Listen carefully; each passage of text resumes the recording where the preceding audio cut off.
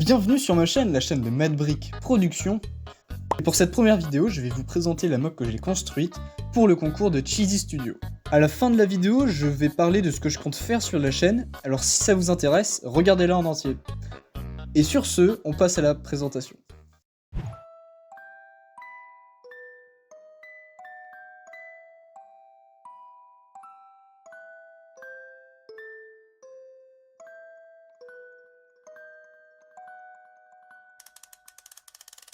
D'après les consignes, la base de build doit être de 16 par 32 studs, mais on peut dépasser de 2 studs, pour par exemple un toit, et c'est notamment le cas pour moi, pour le toit de la maison, un bloc de terre et des feuilles de pin. Maintenant, la composition. Pour cette mock, j'ai représenté 3 biomes, la taïga ancienne de pin, la taïga et la dripstone cave. Le tout est représenté sous une météo orageuse avec un éclair et des cavaliers squelettes. Pour les biomes, je vais commencer par la Dripstone Cave, ou la caverne spéléothème, c'est pareil. Alors dans ce genre de grotte, on va retrouver des stalactites et des stalagmites. C'est justement ce que j'ai représenté dans ma mock. Je n'ai pas construit n'importe quelle grotte, puisque j'ai build une crevasse dans laquelle se faufile un spéléologue avec des élytras. Alors pourquoi j'ai fait ça? Eh bien c'est tout simple, c'est parce que j'apprécie sauter dans des crevasses avec des élytras en créatif. C'est pour ça que j'ai fait ça.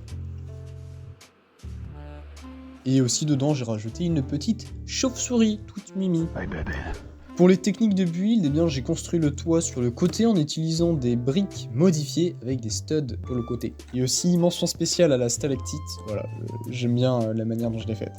Et ce n'est pas tout parce que j'ai rajouté un mécanisme qui me permet de faire tourner le spéléologue. Alors pour le faire, c'est tout simple, j'ai utilisé des axes techniques et des roues crampetées. Et il me suffit de faire tourner ce petit bloc pour faire tourner le spéléologue. Voilà. Vraiment, c'est tout simple. Mais ça rajoute un truc sympa. Et j'en ai fini pour la crevasse. Maintenant, on arrive sur les éléments principaux de ma construction, à savoir la maison du villageois et mon arbre géant. Et je vais commencer par la taïga. Les taïgas font partie des biomes que je préfère dans Minecraft. Et c'est dans ces biomes qu'on retrouve des lapins, des baies sucrées et des grandes fougères, que j'ai représentées ici. Et aussi, j'ai rajouté une maison de villageois de taïga parce que Cheesy n'en a pas mis dans son monde. Et puisqu'on a un set qui inclut des zombies villageois de la taïga, j'ai très vite décidé d'en faire une maison abandonnée. Dans les villages abandonnés, la cobble est remplacée par de la cobble moussue, des vitres par des vitres teintées marron ou des toiles d'araignée. Et aussi, parfois le bois est remplacé par des toiles d'araignée, et c'est ce que j'ai fait sur le toit. Et la maison possède un petit intérieur.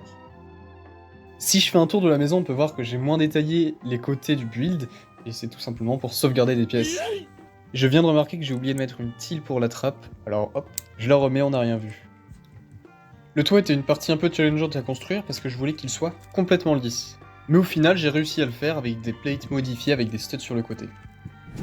Et enfin, pour terminer avec ce toit, la partie du dessus peut se détacher.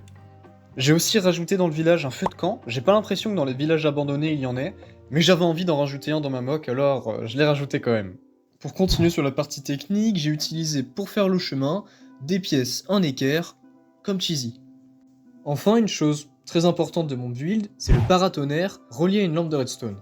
En jeu, pendant un orage, la foudre va être attirée par le paratonnerre, et lorsqu'elle frappe, le paratonnerre libère un courant de redstone. Et quand j'appuie sur ma lampe de redstone, elle s'allume. Et pour ceux qui se le demandent, voilà comment fonctionne le système. Et je vais terminer cette partie avec les figurines. Alors on a le lapin qu'on a vu au début, un zombie villageois, un squelette qui se fait défoncer, et enfin un pro PVP player. J'ai fini avec la taïga, j'ai plus qu'à la replacer sur la base, et on peut maintenant passer à la méga taïga. Je ne peux pas faire une mock Minecraft sans inclure mon biome préféré, les méga taïgas. On reconnaît ces forêts à leur sol en podzol et en terre stérile, et évidemment à leurs arbres géants. De plus, on retrouve des rochers moussus à l'intérieur du biome. Et tous ces éléments caractéristiques de cette forêt, je les ai inclus dans ma mock. On retrouve le podzol avec les tiles en orange sombre, la terre stérile avec des briques marron, des éléments naturels, comme l'herbe, les fougères custom que j'ai fait, et les champignons. Et enfin, j'ai reproduit un rocher moussu.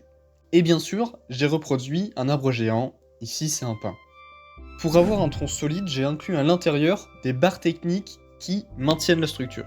Les feuilles reposent directement sur le tronc, et pour les faire, j'ai dû me creuser la tête pour qu'elles soient toutes lisses.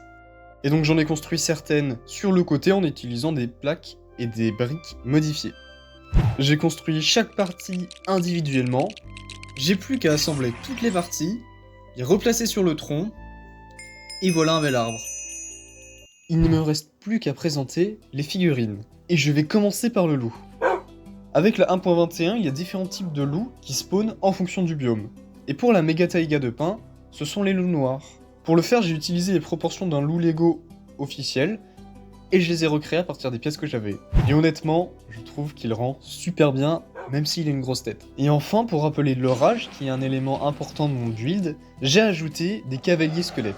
In-game, lors d'un orage, il y a une chance qu'un cheval squelette spawn, et quand on s'approche de lui, ça déclenche une embuscade avec des cavaliers squelettes qui ont des casques enchantés et des arcs enchantés. Je les ai inclus dans ma mock, et j'ai créé un cheval squelette custom qui peut être chevauché par un squelette.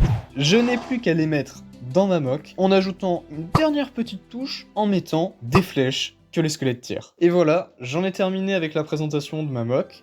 Merci à vous d'avoir regardé la vidéo et merci Cheesy pour ce concours, c'était très fun. Comme je l'ai dit en intro, je vais juste papoter un petit peu à la fin, mais vous pouvez partir si vous voulez. Et je vous dis à la prochaine!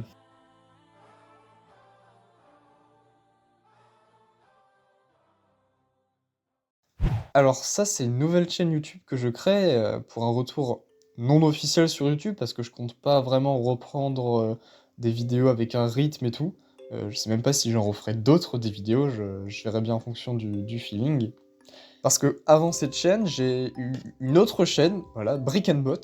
Si jamais il y a des personnes qui sont là et qui étaient abonnées avant, bah, je vous souhaite la bienvenue. Alors cette chaîne, elle est complètement à l'abandon, et si jamais dans le futur, il y aura une autre vidéo Lego, eh bien ce sera sur cette chaîne. YouTube, je trouve que c'est une plateforme assez amusante pour créer et partager des choses qu'on apprécie avec d'autres personnes qui apprécient ces mêmes choses, et là entre autres ce sont des Lego. Et à l'avenir, si je fais des vidéos, ce sera probablement sur du Lego, peut-être du Minecraft, parce que c'est un jeu qui m'a marqué pendant mon enfance. En ce qui concerne la partie Lego, je ferai certainement des présentations, pas beaucoup de mocks je pense, parce que, bon, les pièces, voilà, il faut les trouver quoi, il faut en avoir. Et puis casser son ancien mock pour en créer un nouveau, c'est la vie des Lego, mais ça fait pas plaisir non plus. Et enfin, une chose que je faisais sur mon ancienne chaîne Brick and Bot, des animations en Lego, des stop motion. Alors peut-être que je vais m'y mettre à en faire, mais en 3D, directement via un logiciel sur un PC. C'est envisageable, je verrai bien. Et voilà, je vous dis ce que j'avais à dire. Du coup, merci d'être resté jusqu'à la fin, et je vous dis à la prochaine!